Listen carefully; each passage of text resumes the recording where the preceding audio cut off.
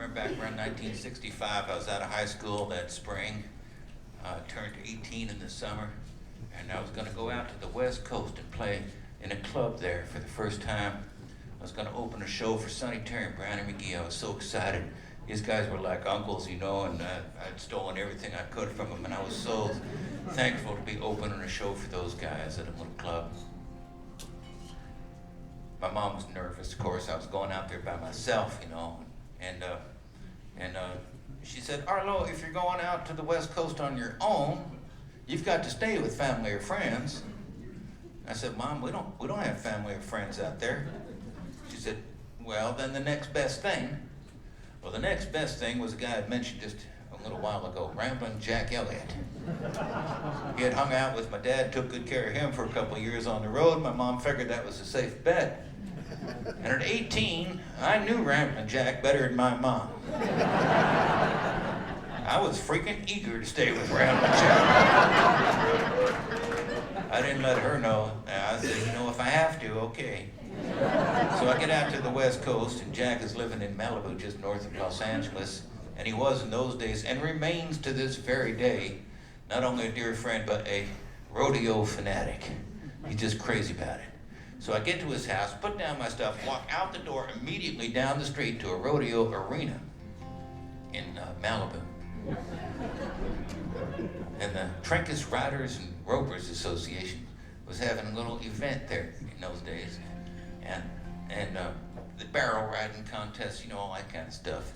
And just mostly a bunch of local folks, you know, getting together, having fun. There was a parade going by on horseback and everything with the big flags. And leading that parade was about the most beautiful woman I'd ever seen in my entire life up to that point. And it just stop you cold, drop dead, drooling out of both sides of your face. And I was just looking up as she went by, you know. She didn't even look at me. So I was feeling kind of depressed, you know. I don't know. She didn't know it at the time, of course. We'd meet again about 3 years later, get married, have kids, and stuff like that. We celebrated our 43rd anniversary last October. She was very ill at the time, but she lived long enough to get through the anniversary, which was just terrific. I'll never forget that first time I saw her, just riding by on this horse, you know, and I was feeling so down and depressed about it. And Ramblin' Jack read my feelings. He saw it in my face. He said, Arlo, take this. I said, what is it? He said, don't worry, it'll wear off.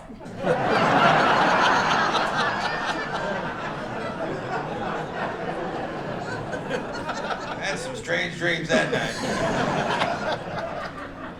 I remember I woke up the next morning, though, and I wrote this song. Just thinking about that girl, you know.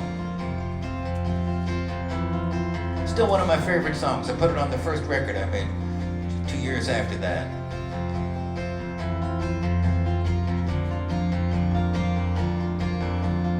Sail with me into the unknown void that has no end. Swept along the open road that don't seem to begin.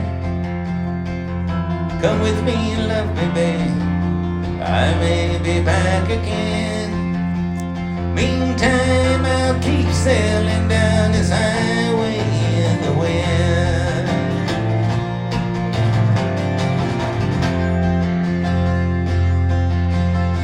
Evenings just begins the day, follows with the night. To love you and to be with you, to say that it's alright. Love me while you have me, babe. I may be back again. Meantime, I'll keep sailing down this highway in the wind.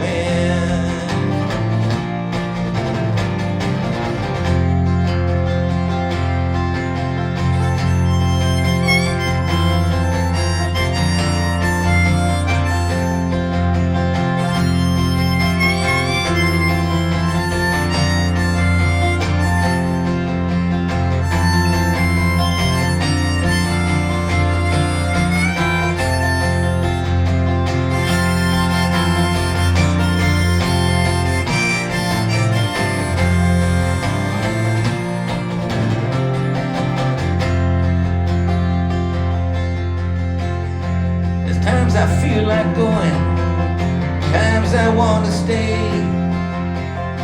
times that I ain't feeling well, and times I feel okay. Now you have time for love, babe. We may have time again. Meantime, I'll keep sailing down this highway in the wind.